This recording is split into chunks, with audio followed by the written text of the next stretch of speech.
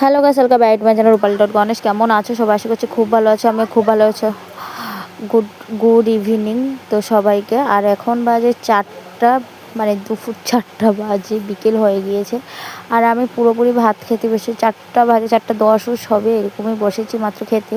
তো আজকে রান্না করছি, রান্নার মেনু অনেক ছিল আর আমার অনেক কাপড় ধোয়া ছিল, সেগুলো করতে করতে অনেকটা টাইম হয়েছে। আর বাচ্চাকে খাইয়ে দিয়ে ঘুম পাতিয়ে দিয়েছি, তারা 3টার ভিতরে সব কিছু শেষ করে তারা কিন্তু এখনও ঘুমিয়েছে না, বুঝতে পারছো। আর আমি অল্প কটা ভাত দিয়েছি, তো আমি খেতে পারছিলাম না কী কারণে জানি না, আমার খুব পেটটারে মানে করছিল যে খেতে পারছি না। তাদেরকে নিয়ে আরও পারি না, সারাদিন এত চঞ্চল আমি করে, দুজন মিলে একা থাকলে এত করে না, কিন্তু এই দিয়াটা আমার অনেকটা দুষ্টুমি করছে পারছো। ক্যামেরাটা প্রচুর উঠছে, দেখতেই পাচ্ছ।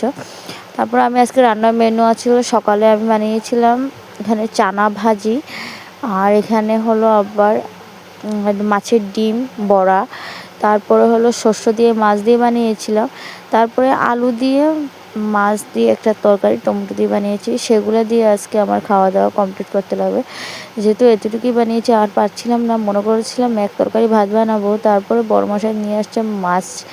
এগুলো রান্না করতে করতে অনেকটা সময় করে দিয়েছে। তারপরে তো বুঝতেই পারছো, প্রায় 12:30 পৌনে একটার সময় আমি রান্না বসিয়েছি। তো রান্না নামাতে নামাতে 2:30-3টা তো বেজে গিয়েছে। তাদেরকে রান্না করেই আমি খেতে বসিয়ে দিয়েছিলাম, যেহেতু তারা যদি খাওয়ায় না তো 4টা বেজে যাবে তারা খেতে খেতে, তো তাদেরকে ঘুম পাড়াতে লাগবে, তাই আর কি।